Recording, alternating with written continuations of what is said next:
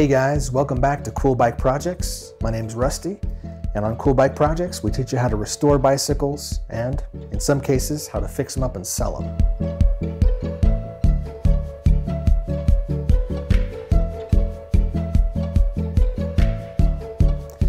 So this is a Kona I bought today on Facebook Market for 75 bucks, and I think I got a good deal out of it. But the question I want to try answer today is, when is a bike not worth fixing? And probably there's two answers to that. Obviously, if there's some part that's too expensive to replace, maybe it wasn't worth putting 75 bucks into. Or is the sentimental value of a bike worth doing things like repainting a frame, adding a new shock, or whatever? Now, put a little context behind this. For those of you who ever started off maybe taking a bike to a shop to have it tuned up, you know that the price of the average tune-up has gone up quite a bit over the last 10 years. Now, going back even further than that, in 1997, when I first started working at a bike shop, the average tune-up was between $25 and $35. And in those days, we did actually quite a bit to a bike for that much money. So besides just adjusting bearings, truing the wheels, and adjusting the shifting and brakes, we would actually pull off the chain, the cassette, the chain rings, give it a solvent bath, put it all back on, relube everything. We would actually sand down the brake pads, even try and reuse the housing if we could. So a lot's changed since that time. Today, that same type of labor done on a bike would run you around $85 for a solvent bath as well as a tune-up. So things have changed. And by the time you did something simple like replace brake pads, replace the cables, put on some new tires, you could easily be into this bike 200 bucks. So today I'm going to walk you through this bike from back to front. We'll go through all the parts and see what might need to be replaced, overhauled, tuned up, painted, whatever. And then we'll see if this is worth fixing. In the next video, we'll take whatever parts we need and get this bike completely tuned up, overhauled, or whatever it needs, and see how this fares by selling it on the open market. Thanks for joining us today, and I hope you enjoy the video. Okay, starting at the back end here. The first thing I typically do when I'm checking out a bike is simply spin the wheels. Whether the brake pads are attached or not doesn't matter. I just want to see how true is that wheel and how long does that wheel spin before I start to feel some resistance.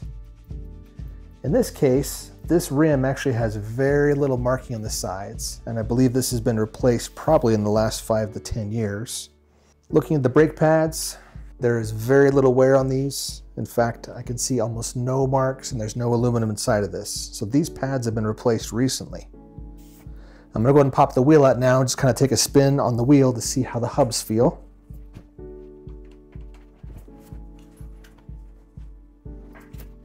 And just getting a good feel for the bearings themselves. It's definitely dry, but there's no major resistance here. And if I spin the cassette backwards here, so you can see that, there's no resistance on the free hub. In fact, that feels pretty good right there. So if anything, these bearings could be re-greased.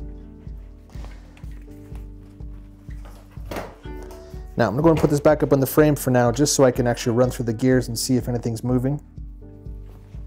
And again, just feeling the V-brakes on here. There's plenty of spring and no resistance coming back, so that's a pretty good sign. Okay, the next thing I'm doing is just checking out the tires. These tires may or may not be original. There's still the little side nubs on here, but the tread's in good shape. There's no cracking on the sides. And even though the knobs are quite hard, it's also about 40 degrees in here, so it's not too bad. Okay, up next I'm checking out the crank set and the bottom bracket. The cranks themselves is made up obviously of your arms and then where they attach to the spindle of the bottom bracket. The bottom bracket is the main tube here in the center of the frame, and then it also refers to the bearings or whatever type of bearings are used in the center of the bike. So one of the things I check on here is just to roll it backwards to see how much resistance there is. If the chain gets in the way, you might rotate forward a little bit, just until it drops into a decent gear. And then what I'm going to do is I'm going to take my hands on opposite sides of the crank arms and pull it backwards and forwards and side to side. And you may not be able to see that, but there is quite a bit of play inside of this bottom bracket. So these bearings are quite loose right now and definitely need to be serviced. Then just taking a quick spin at these pedals. Here you can see there's quite a bit of rust. These may or may not be the original Welgo pedals. It's a plastic body resin in the center and then a steel frame on the outside. And that's something that's savable. We can easily get some evapo-rust and get the rust off of here, possibly repaint the cages if we want to. But the major service right now is going to be the bottom bracket. Now, before we move any further forward, what I want to do real quick is just check out the rear derailleur and the front derailleur just to see how things are feeling on here. And again, you may have a bike that's had a crash or two that just needs to have an adjustment made. But I just want to make sure that the pulleys are spinning fine. And then as I shift forward, no matter how good or bad the cable's pulling, I just want to make sure that it appears to be going up and down straight and not cockeyed and turned up into the spokes itself. Here, just kind of checking the angles. The most important thing is just making sure that this pulley here is parallel, these two, with the cog that's under. Again, the cables themselves could be too tight, too loose. It could have some stiction in the housing, but I'm trying to look to make sure that this does not have an actual bend pushing it up into the frame. It's probably the most common repair that needs to be done when a bike has been laid down on this side of the bike. Okay, just trying to shift this. I can tell already that this derailleur is not the issue, but the cables are. Most front derailleurs are designed so that the cage sits just a couple millimeters at most above the chainring. And then this again needs to be parallel to the wheel and the frame going this way.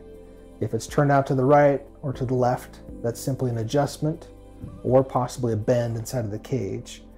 But the big thing we're looking for is just that the actual pivot appears to be moving forward and back, and that it's willing to go there once the cables are replaced. So I'm just feeling for the bearings in the headset. Your headset is the cups above and below here. Whether it's sealed cartridge bearings or open ball bearings here, you want to make sure there's no play, but at the same time you want to have a nice smooth steering without any tightness when you turn it. In this case, I can feel some play in there, and I can actually hear the bearings are a little bit dry.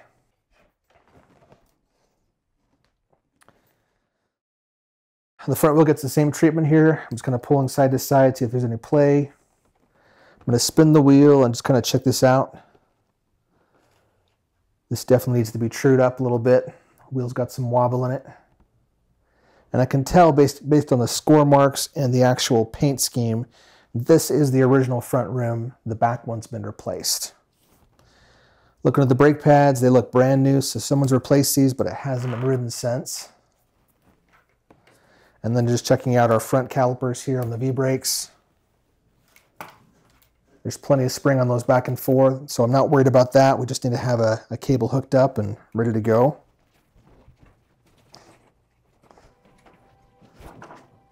And then just feeling the hub one more time. This actually feels nice and smooth. When I pull it back and forwards, oh, look at that. The actual cone and nut have come loose, so I can actually back this off by hand. So we'll tighten that back up and check out the bearings to make sure they're doing good. These are some old integrated 3x8 shifters here with the brake lever. Something I'll check on sometimes with these levers is that these easily got bent. And when you check on these, something you can see real easily down the side is that if they ever got bent from a wreck, sometimes they get bent down and occasionally backwards. And depending on how soft that metal is, that's easy enough to put a pipe on there and bend those forward or back if needed. This actually feels just fine. Same thing over here. There's just no cable, so there's no resistance on it. And if anything, these caps are just old and broken and cracked. So it might be worth checking to see if we can find some replacement covers or see if we can't scuff these up a little bit and paint them to a nice black color again. So the last thing I'm gonna do real quick is just kind of check out this front suspension fork. This is an old Suntour. There's no adjustments of any kind. But whether it's got springs or elastomers, I just want to make sure it still has some squish.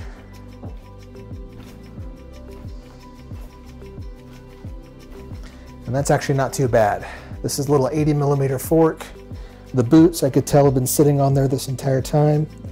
I was worried because I saw some scratches on the outside of the lower, but it looks as though the bike itself has not been affected.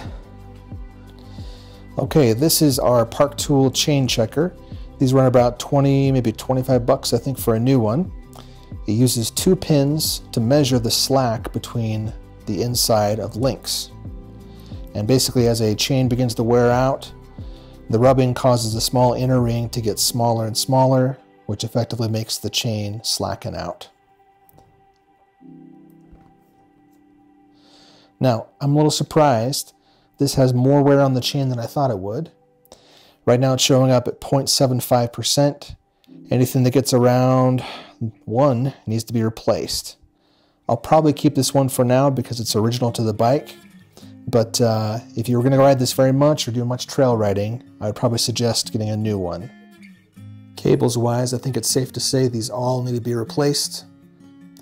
And in the housing, some of this could be saved with a little bit of lube, but in the case of this bike being about 20 years old, I want to start this off fresh with a new set that will work all the way throughout. All right, so I think we're going to be into this bike repair about 25 or 35 bucks for cables, housing, grease, and maybe some ball bearings. I have a used handlebar I'll be putting on here. We'll be touching up a few things with some paint and evaporust, and I think we're going to have a solid little bike for pretty cheap. So thanks for watching. Please give this video a thumbs up if you like the content.